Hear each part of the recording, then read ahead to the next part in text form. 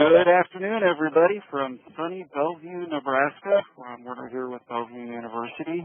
Bellevue is the home of the United States Strategic Command.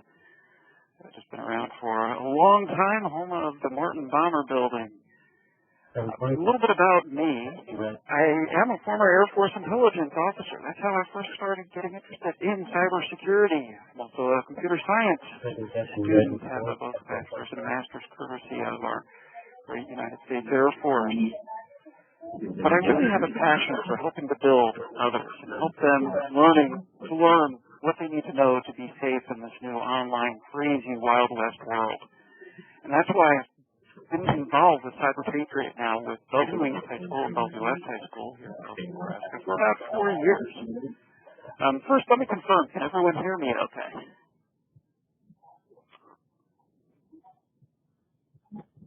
Awesome. Thank you. While we're waiting to get the slides up, this is just some of my thoughts that I've learned as a prior Air Force intelligence officer working through Air Force ROTC.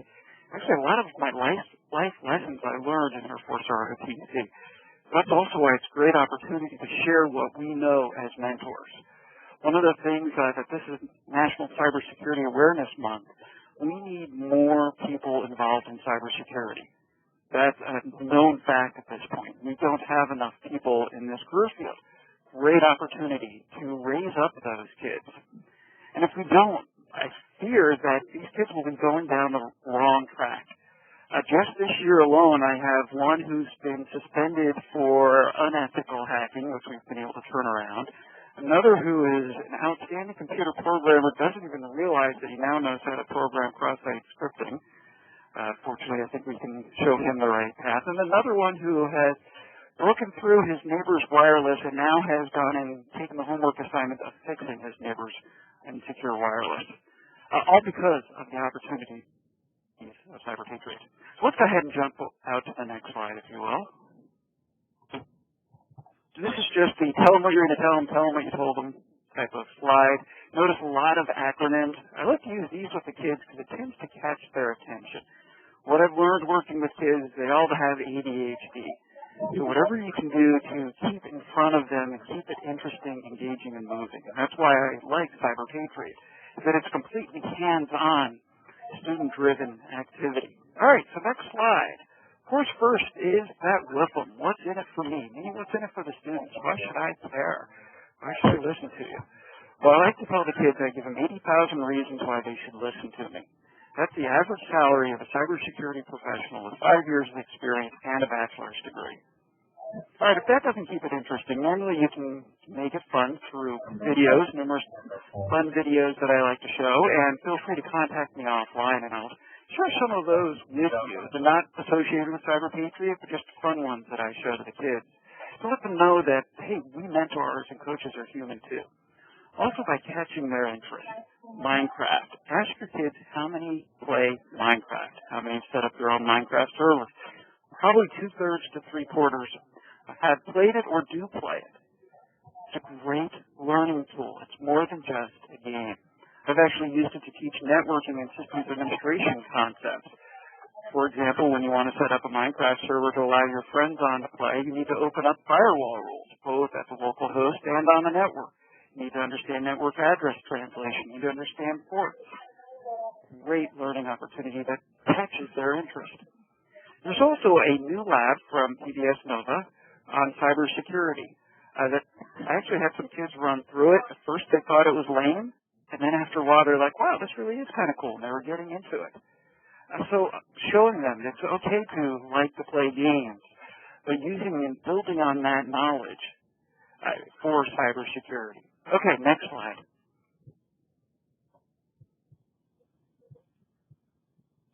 All right, well, Cybersecurity Awareness Month, as I mentioned, and there are 2 links there you can go to on your own.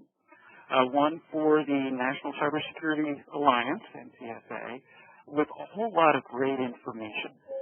So as you're talking about cybersecurity tips, I recommend that you encourage your students to educate their parents, their grandparents, aunts, uncles, friends, whoever they know is insecure. I like to call it the Aunt Sally. We all have an Aunt Sally in our lives who is always asking us how to fix her computer. Okay, so learn how to. Help her out. Take this information. It's readily available both from Stay Safe Online and from Department of Homeland Security with their Stop Think Connect site. All right, next slide. All right, next little tip. You may be familiar. Read the time or friendly manual. Of course, it's the CyberPatriot slides. Great training material right here.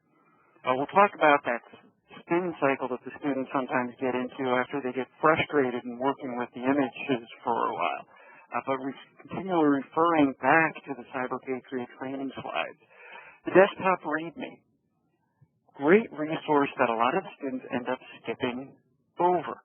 They just quickly gloss over it. They'll figure out the names, but they don't understand the nuances in that README, which I think is just incredibly smart. How to ask the right questions. And lastly, use your resources, whether it's Google, Bing, Yahoo, DuckDuckGo.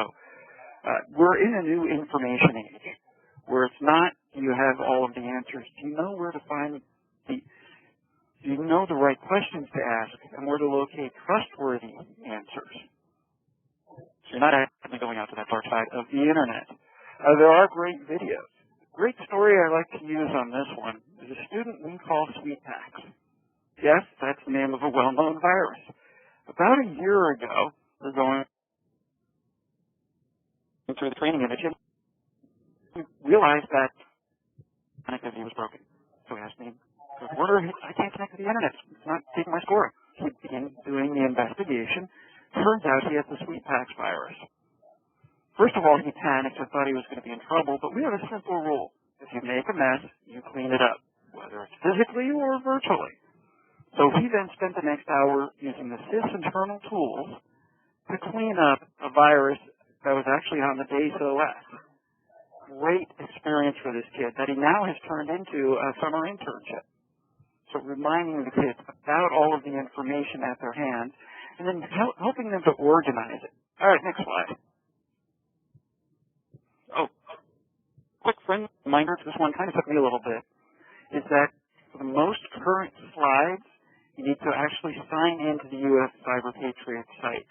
The ones that are publicly available are from last year's competition. The new ones are behind the login page. This way we can protect the information that is out there. So just as a reminder, sign into the U.S. CyberPatriot site for the most recent information. Because these slides are phenomenal in terms of the information they have to help students not only in CyberPatriot, but anywhere they go. All right, next slide. All right. As I tell the students, your homework only begins when you get out of high school. A good cybersecurity professional is always studying and learning new things.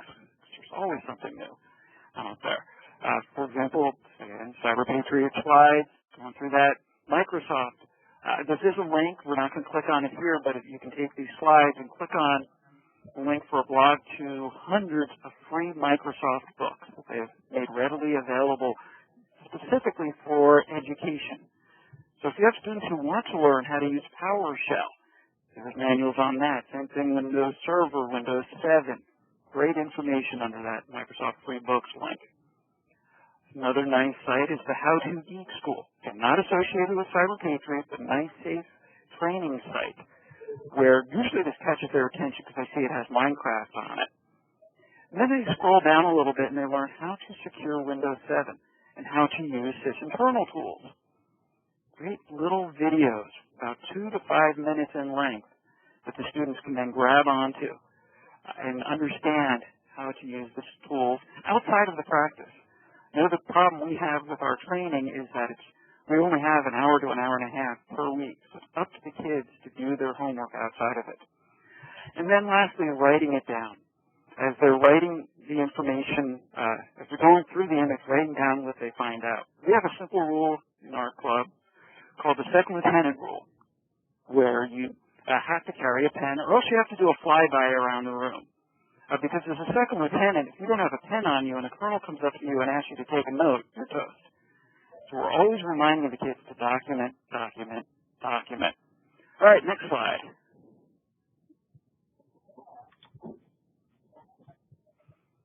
Team management is always the challenge been asked by new mentors. How do I establish who should be doing what in the teams? Do we just have everyone working on one image? This really depends on the talent you have in the room. Normally you need to have multitasking occur and multiple images running at once. So taking the time to understand and getting the students to understand and take leadership. What's really cool is that I've seen students take the leadership of their teams and begin to delegate who is doing what. Normally we'll have two people working on one image, two working on the second image, and then one person doing the research. When you have one student who has a question, they can turn it over to the researcher who then can take the time to look it up. Checklists are so important. I asked my Air Force JROTC kids, how many would fly in a plane with a pilot who does not have a checklist? Of course, we know that's ludicrous, but how many of these kids are not using checklists? Have them develop their own. And then understand their time. And it's a very limited amount of time they have, even though at some points it seems to last forever, and some points it goes extremely quickly. All right, next slide. What we want to do, of course, is have them experiment with these images, particularly right now during this training time. Try things. See what happens. So many of them are so scared of seeing on these safe images to try something just to see if it works. So I encourage it. See what commands work and how's the most efficient way to do things. Have them ask questions. You ask them questions.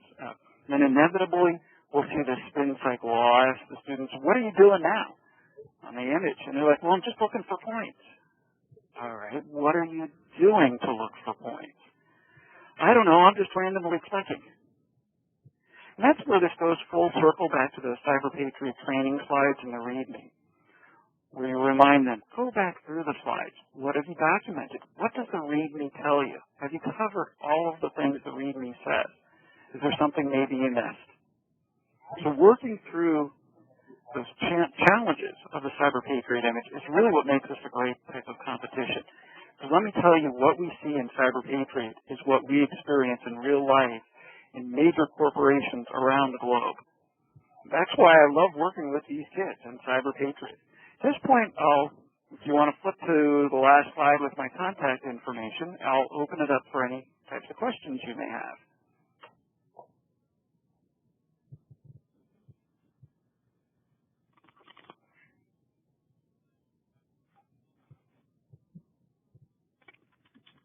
I'll tell you what, to save some time, as you come up with questions, feel free to ship me an email or follow me on Twitter. I'm having a lot of fun lately on Twitter. You can check out my website or blog for more information. That's just kind of where I've been consolidating a lot of my thoughts.